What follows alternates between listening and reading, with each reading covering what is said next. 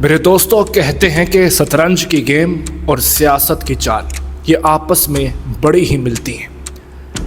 اگر آپ شطرنج کھیلیں، اس میں اگر آپ ایک بھی غلط چال چل دیں تو آپ کے سلطان کو مار دیا جائے گا۔ اسی طرح بھی سیاست ہے، اگر آپ نے سیاست میں ایک بھی غلط چال چل دی تو جس تخت پر آپ بیٹھے ہیں اس تخت کا جو تاج ہے وہ آپ سے چھین لیا جائے گا۔ ایسا ہی کچھ حال ہے جیل میں بیٹھے ہوئے عمران خان صاحب کا۔ عمران خان صاحب نے پھر وہی بات کر دی جس کا ڈر تھا۔ پھر سے عمران خان اور اسٹیبلشمنٹ کے درمیان بجلی کڑک رہی ہے، وہ بھی دشمنی کی۔ خان صاحب نے ایک بڑی اہم گفتگو کی وکلا کے ساتھ اور میڈیا کے کچھ لوگوں کے ساتھ۔ خان صاحب نے 3 بڑی باتیں کی۔ میں سمجھتا ہوں جو باتیں پھر سے نفرت کا طوفان لے کے آئیں گی۔ خان صاحب نے پہلی بات یہ کہی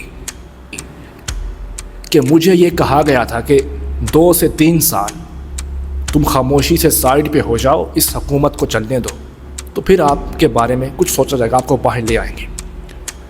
اور دوسری بات خان صاحب نے یہ کہی کہ مجھے کہا گیا کہ 9 مئی کی معافی مانگو، لیکن میں یزیدیوں سے معافی کبھی نہیں مانگوں گا۔ بڑے ہی سخت الفاظ یوز کیے، بڑے ہی سخت لفظ استعمال کیے۔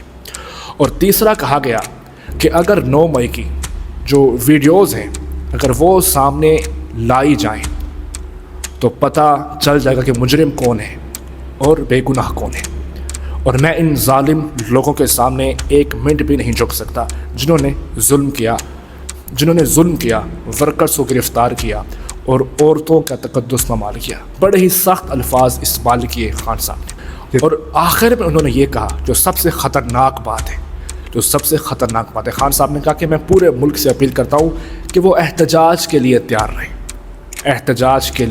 رہیں۔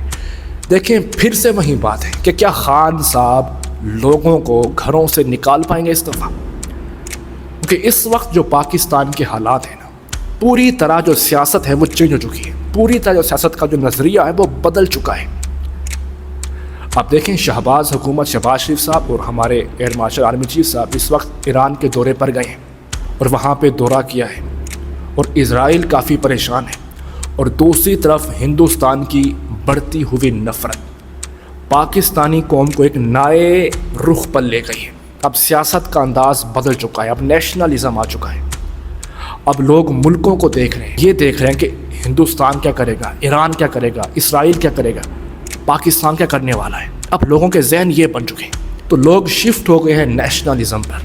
اب وہ ملکوں کی سیاست کو دیکھ رہے ہیں، اور دوسری طرف ہندوستان مودی کی بڑھتی ہوئی نفرت لوگوں کے ذہنوں کو بدل رہی ہے، لوگوں کے جذباتوں کو بدل رہی ہے۔ اب دیکھیں جب سے ہماری جنگ ہوئی ہے ہندوستان کے ساتھ، تو جو ہماری فوج ہے اس کا مورال بڑھا ہے، جس طرح انہوں نے جواب دیا ہے، ایک زوردار جواب دیا ہے، یہ تو ماننا پڑے گا کہ ہندوستان کے ہوش اڑا کے رکھتی ہیں۔ تو لوگ بھی ان کے ساتھ جو ہے محبت میں بڑھے ہیں، جو نفرت کی فضائیں وہ کم ہوئی ہیں۔ اب اس حالات پر اب دیکھنا یہ ہے، خان صاحب کے پاس 2 ہی راستے تھے، یا تو وہ مذاکرات کے ساتھ اس مسئلے کو حل کرتے، اور دوسرا پھر ڈنڈے کی زبان۔ اگر خان صاحب ڈنڈے کی زبان استعمال کرتے ہیں تو دیکھنا یہ کہ خان صاحب لوگوں کو گھروں سے نکال پائیں گے، کیونکہ ماضی میں بھی ہم نے دیکھا مشکل حالات میں لوگ گھروں سے نہیں نکلے۔ اور پاکستانی جو قوم ہے نا، پاکستانی قوم آپ کو ووٹ دے گی لیکن گھروں سے بڑی مشکل نکلے گی۔ یہ پاکستان کی آپ تاریخ کو اٹھا دیں۔